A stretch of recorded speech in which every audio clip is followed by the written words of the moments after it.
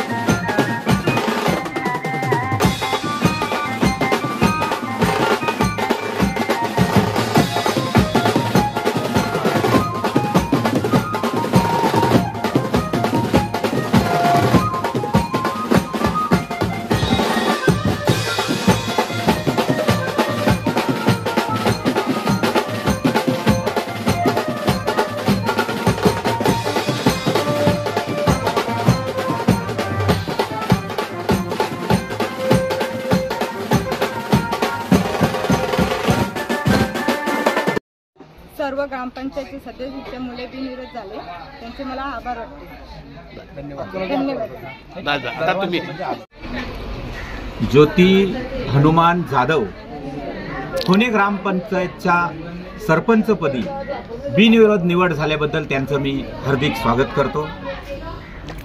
आज एकही अर्ज न आल्यामुळे बिनविरोध झालं। बिनविरोधचा अर्थच तो आहे। खरंच मी सर्व सदस्यांचे सुद्धा अभिनंदन करतो की हीच परंपरा जर ठेवली तर विकासाला चालना मिळेल। आणि जो का आपल्यामधला कटुता नाहीच म्हणणार, कारण कटुता असती तर कोणातरी अर्ज आला असता।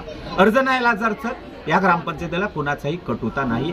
आणि सर्व मतदार असतील किंवा सर्व कार्यकर्ते असतील, जे मेहनत घेणारे असतील, याला सजेशन करणारे जे लोक असतील, त्यांचंही मी अभिनंदन करतो। विकासाची काय कामं डोळ्यासमोर आहेत ती तर दिसतातच। काम ह्या खोर्णी ग्रामपंचायतमध्ये काय आहे, कारण मी जिल्हा परिषद सदस्य असल्यामुळे कुठल्याही कुणाच्याही कुबड्या, म्हणजे थोडक्यात पंचायत समिती जिल्हा परिषदेचे आता मधल्या काळात फक्त 25 लाख रुपये मी या स्मशानासाठी वगैरे आणलेले, नंतर पूर्ण टोटली खर्च हा ग्रामपंचायतच केलेला। आणि ग्रामपंचायतने आज बघता तुम्ही रस्ते वगैरे, विकासाबाबत इथं काही टेन्शन नाही किंवा कुठलीही चर्चा करण्याची गरज नाही। याच्या पुढे सुद्धा आता ज्या सरपंच झाले त्यांच्या माध्यमातून तसाच विकास होईल आणि मला खात्री आहे।